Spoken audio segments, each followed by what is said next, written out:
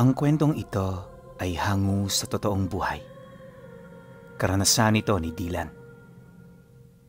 Taong 1964, Aranda, Negros Occidental.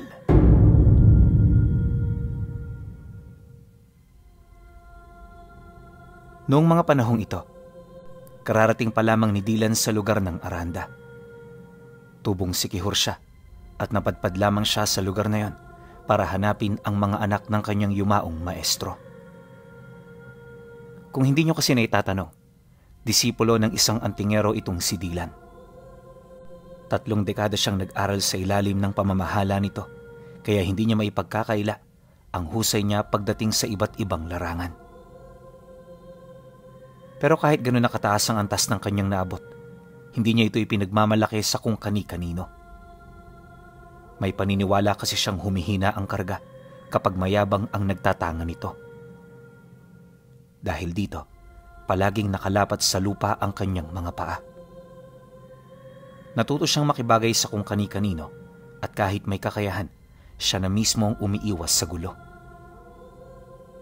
Ang ganun niyang katangian ang naging daan upang pangilagan siya ng mga aswang na may mataas na katungkulan sa lugar nila. Makailang beses na rin naman niya kasing napatunayan ang kanyang sarili, kaya alam ng mga ito kung saan naabot ang kanyang kakayahan. Hindi lang din ang abilidad niya ang kinakatakutan ng mga nilalang, bagkus maging ang kanyang prinsipyo sa buhay.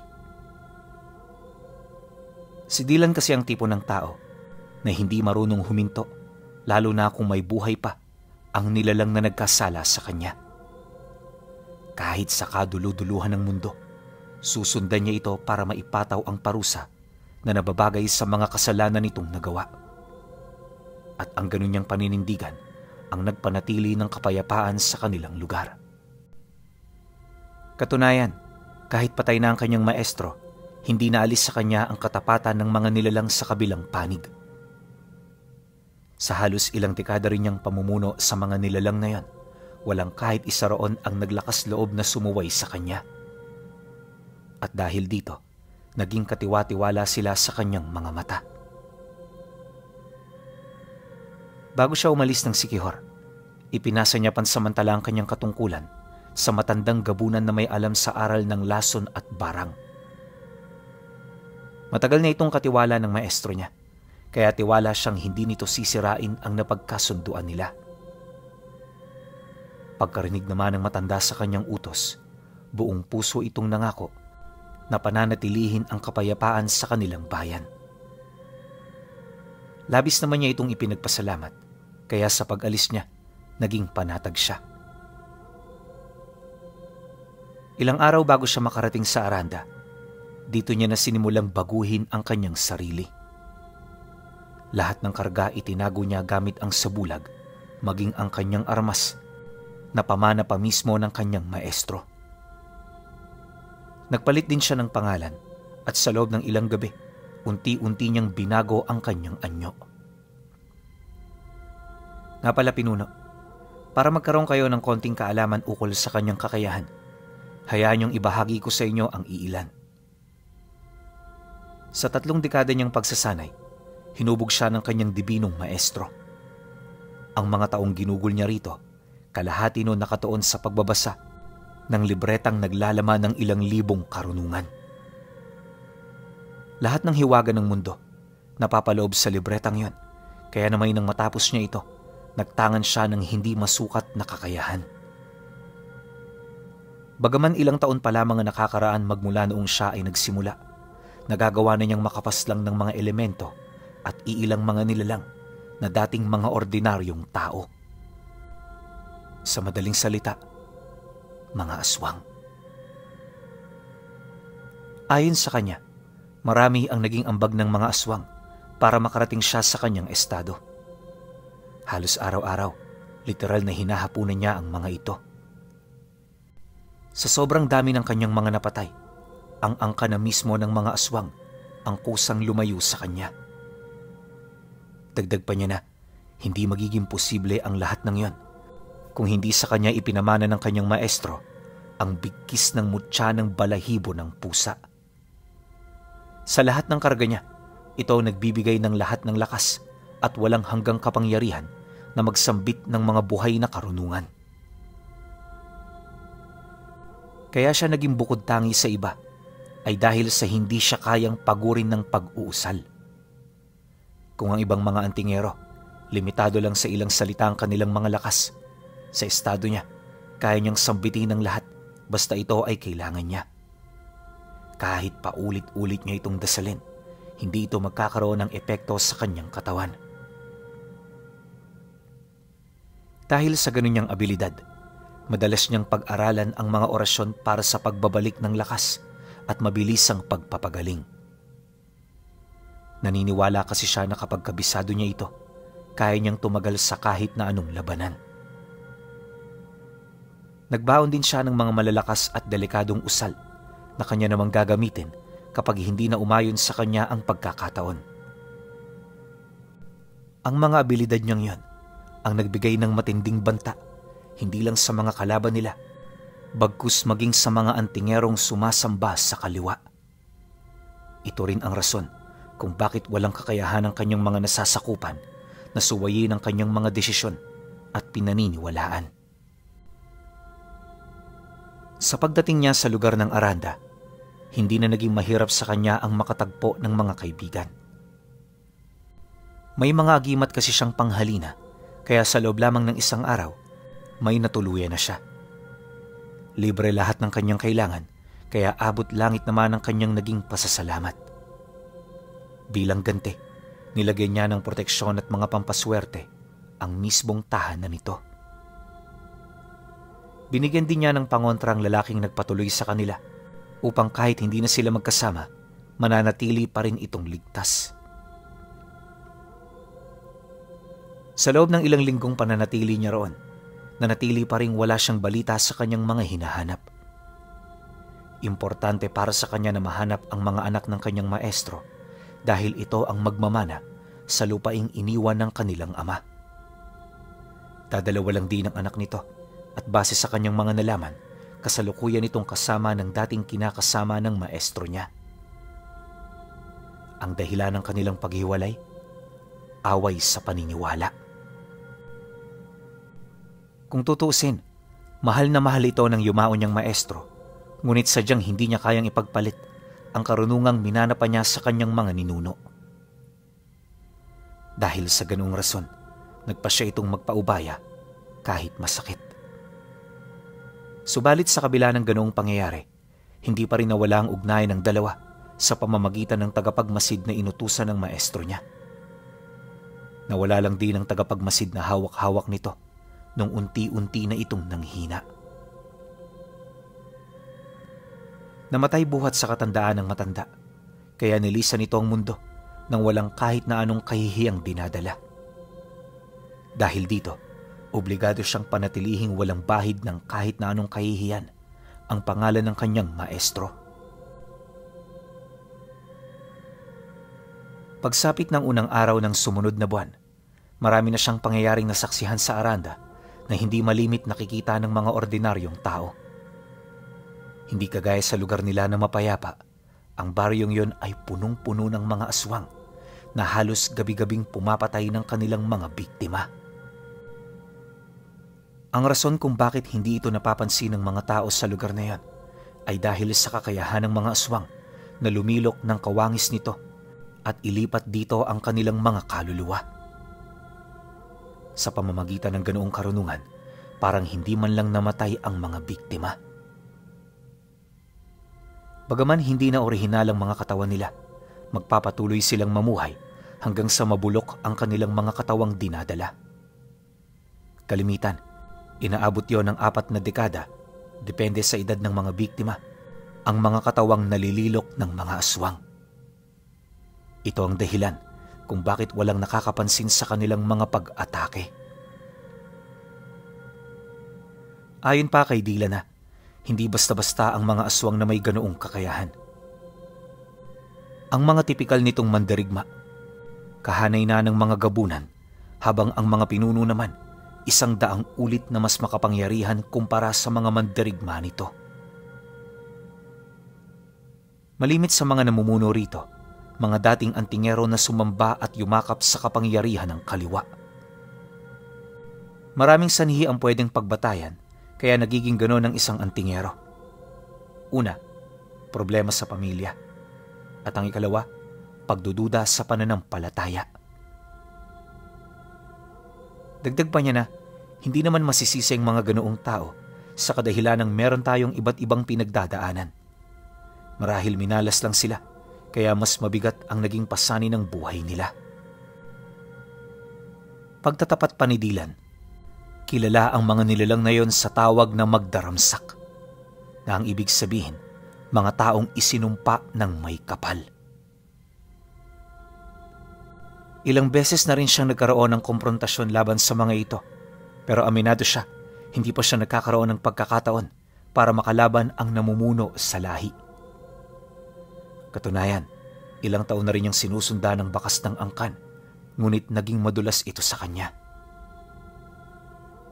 Subalit sa kabila ng ganoong pangyayari sa lugar ng Aranda, mas nanaig pa rin sa kanya ang kagustuhan niyang mahanap ang mga anak ng kanyang maestro. Di na rin niya sinubukan pang makialam sa kalakaran ng mga aswang sa bayan, lalo pat pumunta siya roon hindi para tumulong, bagkus hanapin ang mga taong kanyang pakay. Kalaunan, imbis na makialam sa kaguluhan, minabuti na niyang umalis. Takang-taka man sa kanyang naging desisyon ng taong tinuluyan niya ng isang buwan, wala na rin itong nagawa kundi siya ay hayaan. Dumaan pa ang mga araw, nagpatuloy siya sa kanyang paglalakbay sa mga karatig sityo. Ilang araw din ang kanyang binuno hanggang sa marating niya ang lugar ng santol. Sa lugar na yon, nakilala niya ang isang lalaki na nagngangalang Palos. Nagpakilala itong pinsan ng anak ng kanyang maestro, kaya agad nitong nakuha ang kanyang atensyon. Tiwala naman siya sa mga sinasabi nito, lalo pat hindi naman niya ito nakikita ng anumang bahid ng kasinungalingan. Matapos ang kanilang pag-uusap, dinala siya nito sa lugar kung saan naninirahan ang mag-anak na kanyang hinahanap. Hindi kami taga rito, Dylan. Katunayan, taga-Aranda kami. Napadpad lang kami dito sa santol dahil yung bunsong anak ni Manaylina palagi nagkakasakit doon. Gabi-gabi yung binabangungot. Hindi matigil sa kakasigaw at kahit anong gawin namin, palagi siyang nagpupumilit na umalis kami doon. Kaya heto, nakarating kami sa baryo ng tiyuhin ko. Nang marinig naman niya ang sinabi nito, napatingin lang naman siya sa binata habang sumasagot dito ng, ganun ba?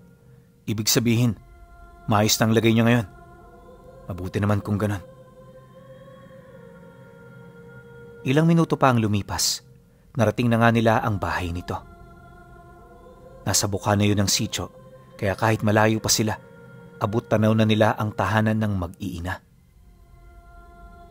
Habang papalapit, unti-unti naman niyang nararamdaman ang kaba sa kanyang kalooban. Di niya kasi mawari kung anong sasabihin sa kanya ng dating kinakasama ng maestro niya. Pagdating naman nila sa bahay, bumungad sa kanya ang mag-iina na nagtutulong-tulong sa pagsako ng mga ibinilad nitong palay. Abalang-abala ang mga ito, kaya hindi nito kaagad napansin ang kanilang pagdating. Napatigil lang din ang tatlo nung magsalita na ang kanyang kasama. Manaylina, si Dylan nga pala, galing Siquijor.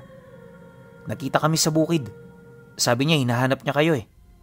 Di ba, taga Siquijor din ho kayo? Nang marinig naman ng matanda ang sinabi ni Palos, bigla nitong nabitawan ang hawak-hawak nitong balde na naglalaman ng palay. Gulat na gulat itong tumitig sa kanya. At kahit hindi pa ito nagsasalita, ramdam niya ang matinding pagkagulat na namumutawi sa mga mata nito. Maya-maya pa, nang medyo humupa na ang pagkagulat ng matanda, inimbitahan sila nitong pumasok sa loob ng bahay. Ayon dito, mas mainam na sa loob sila mag-usap, lalo pat panauhin ang kanilang kaharap. Nang marinig naman niya ang sinabi ng matanda, Tahimik lang naman siyang sumunod. Sa puntong yon, inihanda na rin niya ang kanyang sarili hinggil sa kanyang mga isasagot. Sa isip-isip niya kasi na kung magkataong may galit pa ito sa kanyang maestro, paniguradong maging siya masasabay sa galit nito. Ayaw naman niya itong mangyari, lalo pat may edad na rin ang matanda. Isa pa, nagpapahinga na ang kinakasama nito, kaya kung tutuusin, hindi na dapat galit ang manaig sa kani-kanilang mga puso. Matapos naman niyang maisip ang ganoong bagay, kalmado lang naman siyang naupo. Bahagya rin niyang inikot ang paningin sa paligid dahil sa mga lumang larawan na nakasabit. Pinilit niyang aninagin ang mga mukha sa litrato, ngunit sa kasamaang palad, hindi niya ito nakilala. Bukod kasi sa masyado na itong luma, punong-puno na rin ito ng dumi at sapot ng gagamba. Maya-maya pa, nang mapansin naman ni Manaylina ang kanyang ginagawa, agad naman siya nitong sinitsitan. Pagtitigan nilang dalawa, dito na siya natigilan sa kanyang ginagawa. Alam niya kasing magsasalita na ito, kaya kinakailangan ninyang makinig. Pagkaraan pa ng ilang minuto, nagtanong sa kanya ang matanda. Hindi na ito nagpakasakali, prangka na nitong tinanong kung sino ang nag-utos sa kanya na pumunta sa lugar na yon. Nang marinig naman niya ito, may hinahon naman siyang sumagot. Klaro niyang ipinaliwanag ang lahat upang hindi na ito gaanong maguluhan. Dahan-dahan din niyang inilahad ang pagkamatay ng kanyang maestro kasabay ng kanyang pagpapakilala kung ano siya nito. Nang marinig naman ito ni Manaylina, napansin niyang pahikbi nitong pag-iyak. Pigil na pigil ang matanda pero hindi niya kayang maitago ang bakas na kalungkutan sa kanyang mga mata. Ilang minuto pa ang lumipas nang malaman na nito ang lahat-lahat. Dito na ito nagsimulang magsalita. Ayon kay Manaylina, wala siyang galit sa kanyang asawa. Alam niya kasi na nakapulupot ang tungkulin nito sa kanyang katawan, kaya mas nanaig ang pagmamahal nito sa dapat niyang gawin. Dagdag pa nito na, pinagsisihan niya na ang kanyang desisyon noong kabataan niya. Hindi niya dapat iniwan ang kanyang asawa, lalo pat alam niyang kailangan din ito ang pagmamahal at suporta na nagmumula sa kanila. Gayunpaman, sa kabila ng pagsisisi, alam niyang wala na siyang magagawa. Imbis na takbuhan, mas pinili niyang kaharapin ang lahat ng bunga ng kanyang maling pasya. Ang hindi lang din matanggap noon ni Manaylina ay yung pagkamatay ng kanyang asawa nang hindi man lang niya nakikita. Nang marinig naman ni Dylan ng lahat ng sinabi nito, kahit papaano napanatag na siya. Napagtanto niya kasing hindi galit ang matanda sa mga ginawa ng kanyang maestro. Pagkatapos naman ng kanilang pag-uusap, dito na unti-unting nabaling ang paksa nila sa lugar kung saan siya nanatili ng ilang buwan. Kahit si Manaylina, aminado sa puwersa ng mga magdaramsak na halos ilang taon nang namumugaran sa mga bayan. Dagdag pa nito na isa yun sa mga rason nila kung bakit sila lumipat sa baryo kung saan nagmula ang pamilya ni Palos. Dahil sa sinabi nito, napangiti lang naman siya habang matapang na sumasagot dito. Huwag ho kayong mag-alala, Manaylina. Hindi nila ako nasundan. At kung nasundan man nila ako, hindi tayo magkakaproblema. Hindi naman ho kasi sa pagmamayabang. Sa akin na ipasa ang lahat ng karunungan ni Maestro noong siya ay nabubuhay pa. Marami na rin ako nakaharap na mga magdaramsak at lahat ng nakaharap ko, matagal na panahon nang wala sa mundong ibabaw. Matapos naman niya itong mailahad, dito na tumahimik ang matanda. Sa halip di na mag-usap pa sila, niyaya siya nitong magpahinga sa bakanting silid. Ayon dito, manatili siya roon hanggat gusto niya. Mariin din itong inilahad na kahit anong gawin niya, hindi na sila babalik sa Siquijor para kunin ang lupang naiwan sa kanila. Yun na ang kanilang desisyon, kaya naman mas mainam na siya na lamang ang umako sa lahat ng lupaing naiwan. Nang marinig naman niya ang sinabi nito, mariin niya itong tinutulan. Hindi kasi siya kamkamerong tao at marunong siyang makontento sa mga bagay na kusang ibinibigay sa kanya. Sa paglipas pa ng mga araw, dito niya na unti-unting natutunan ang payak na pamumuhay sa baryo. Sa tulong ng kanyang mga agimat, mas napapadali ang mga trabaho na halos ilang araw ang kinakailangang bunuin para matapos ito. Dahil sa ganun niyang abilidad, marami sa mga taga roon ang natuwa.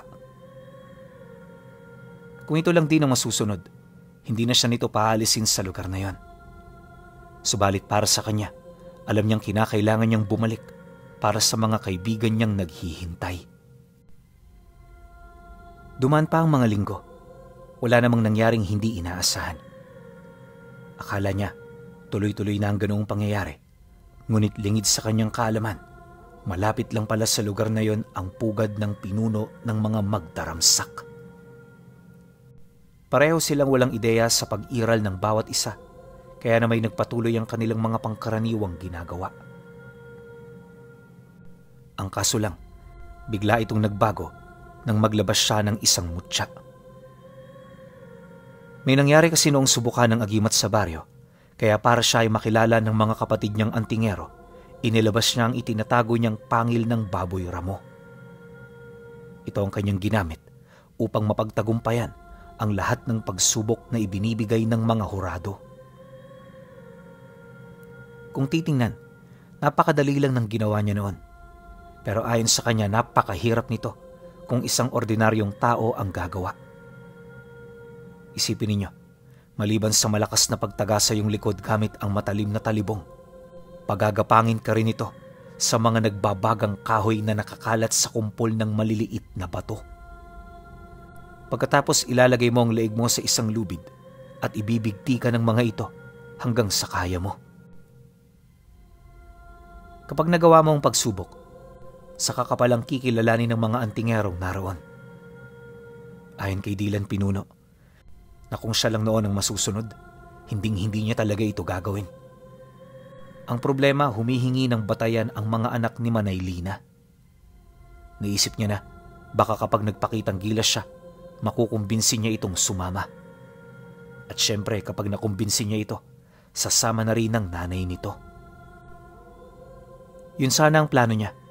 Subalit pagkaraan ng kalahating oras niyang pagpapamalas ng abilidad, may dumating na isang lalaki na nasa edad 40. Nung masipat ito ng mga tao sa liwasan, agad naman doong nabaling ang kanyang atensyon buhat sa pagsilayuan ng mga ito. Bawat isa hindi nakaimik, animoy isang multo ang kanilang nakita. Maya-maya pa, nang masipat na niya ang lalaking pinagmumula ng komosyon, napansin niyang diretso lang itong naglalakad patungo sa gitna ng liwasan. Pagsilay naman ng mga antingero sa taong yon, agad naman itong nagsiatras maliban sa kanya.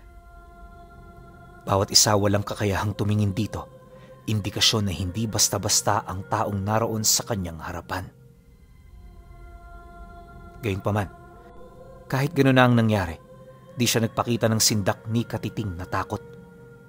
Nasisiguro niya kasing kaya niyang patumbahin ng taong yon kung ito ay gagawa ng hindi kaaya-aya. Sa pagharap naman nilang dalawa, bumungad sa kanyang nanlilisik at animoy dumudugo na nitong mga mata. Kapansin-pansin din ang kakaibang baho ng bunganga nito na halos may hahalin tulad mo sa amoy ng patay na daga. Hindi pa man din nagsasalita ang taong yon, ramdam na niya ang presensya nito na parabang naninindak. Alam niyang sinusubukan siya ng nilalang, kaya hindi naman siya nagpatinag. Noong una kasi, wala pa siyang ideya sa kung sino ang kaharap niya, pero habang tumatagal, napapansin niyang parang pamilyar ang presensya nito. Hindi naglaon. Dito na nga niya nakumpirma na isa palang pinuno ng mga magdaramsak ang nilalang nakaharap niya. Dahil dito, walang pag-aalangan naman siyang bumunot ng punyal. Nagtaas na rin siya ng bakod at puder sa katawan, kasabay ng pag-alis niya ng sabulag sa lahat ng kanyang tinatagong karga. Nang mapansin naman ito ng nilalang nakaharap niya, bigla naman yung umatungal dala ng matinding pagkagulat. Nang marinig ito ng mga antingero sa paligid, agad naman itong pinalikas ang lahat ng mga manunood. Alam kasi nilang hindi ordinaryo ang atungal na yon, at kung hindi sila nagkakamali, hudyat ito sa paghingi ng tulong. Matapos naman itong gawin ng nilalang, taimtim itong nagdasal, kasabay ng dahan-dahan itong pagpalit ng anyo. Bago rin tuluyang magbagong mukha nito, nakapagbitaw pa ito sa kanya ng mga salita. Mahusay tayo. Marami ka palang tinatago. Sana hindi mo ko mabigo. Pagkasambit naman ito ng mga kataga, agad naman yung sumugod. Taliwas sa mga ordinaryong magdaramsak, hindi ito gumagamit ng kuko bilang armas. Kahit may dugo na kasi ito ng isang aswang, di pa rin ito kayang talikuran ang pagiging isa nitong antingero. Paglapit naman ito sa kanya, agad naman itong hinugot sa bolo niya ang isang mahabang kampilan. Walang habas niya itong iwinasiwas habang nagsasambit ng mga orasyon. Dahil sa ginawa ng nilalang na yan, pilit naman siyang umilag. Hindi siya umilag para iligtas ang kanyang sarili, bagkus umiilag siya para sukatin ang kakayahan ng kalaban niya. Maya-maya pa, nang maunawaan na niya ang sayaw ng kampilan nito, doon niya na yun sinubukang hawakan. Paglapat ng talim nito sa kanyang palad, agad naman itong bumaon. Nabawi rin ito kaagad ng antingero, kaya nagawa nitong makalayo sa kanya pansamantala. Puno ng laso ng talim ng kampilan kong ito. Ay, sa estado ng sugat mo, malabo ka ng abutan ng sikat ng araw. Kahit iwan na kita rito, panalo na ako. Pero huwag kang mag-alala. Hindi ko gagawin yon. May respeto ko para sa mga dayong katulad mo. Nang mailahad naman ito ng nilalang, wala naman siyang nagawa kundi pigilan ang pagdurugo ng kanyang sugat. Ilang minuto rin siya noong nanahimik hanggang sa dumating na ang mga kauri nito. Nang masipat naman yun ni Dylan, taimtim siyang nag-orasyon sa kanyang bigkis. 4 na buhay na salita lang ang kanyang kinakailangan para mapaghilom ang sugat sa kanyang palad. Matapos niya itong banggitin, kitang-kita naman niya ang pagkagulat ng pinuno ng magdaramsak. Halos ilang minuto rin itong napatahimik, animoy hindi makapaniwala sa milagrong kanyang nasaksihan. Maya-maya pa, dahil sa pagkagulat nito, nagdesisyon siyang magsalita na. Masyado ka namang seryoso. Hinihintay ko pa nga mga kasama mo eh. Ikaw naman gusto mo kagad tapusin ang laban natin. Ayaw mo bang makita nila kaibigan? Kung papaano ka magdalamhati hanggang sa iyong kamatayan?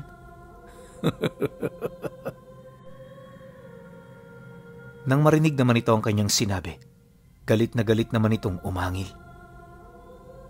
Sa puntong yon, nagpasya na ang pinuno ng magdaramsak na durugin siya gamit ang buong lakas nito.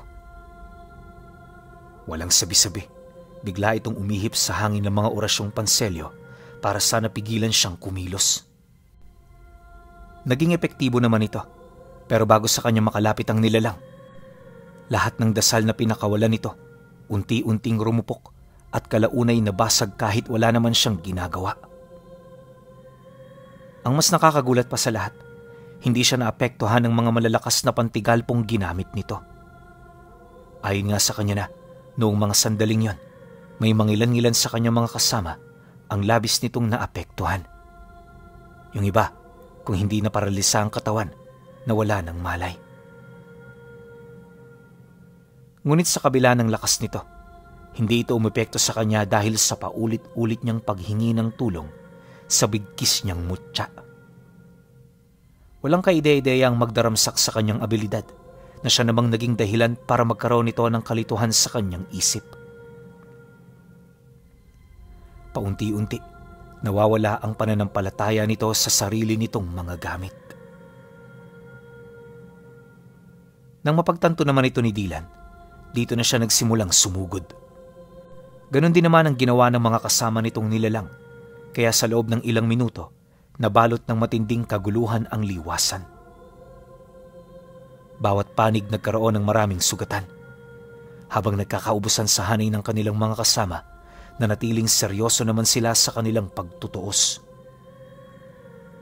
Yung pinuno ng mga kalaban nila, masyado ng seryoso, habang siya pinaglalaroan niya lang ang lahat ng ipinupukol nitong pag-atake. Hindi rin siya nagdalawang isip na salagi ng kanyang kamay ang sandata nito upang mas lalo pa niyang mapahina ang pananampalataya nito sa kanyang karga. Hindi naging madali ang proseso ng plano niya. Ngunit pagkaraan ng ilang minuto, dito niya na naramdaman ang pagrupok ng depensa nito. Yun ang hinihintay niyang pagkakataon upang umatake ng buong lakas. Dahil sa senyales na kanyang nakita, hindi niya na ito binigyan pa ng pagkakataon para makapalag sa mga pag-atake niya. Sa loob lamang ng ilang segundo, hiniwalay niya sa katawan nito ang mga braso at binti nito. Nang masipat niyang hindi na yun makalaban, siya na mismo ang kumalas sa lahat ng karga nitong tangan. Di pa siya nakontento.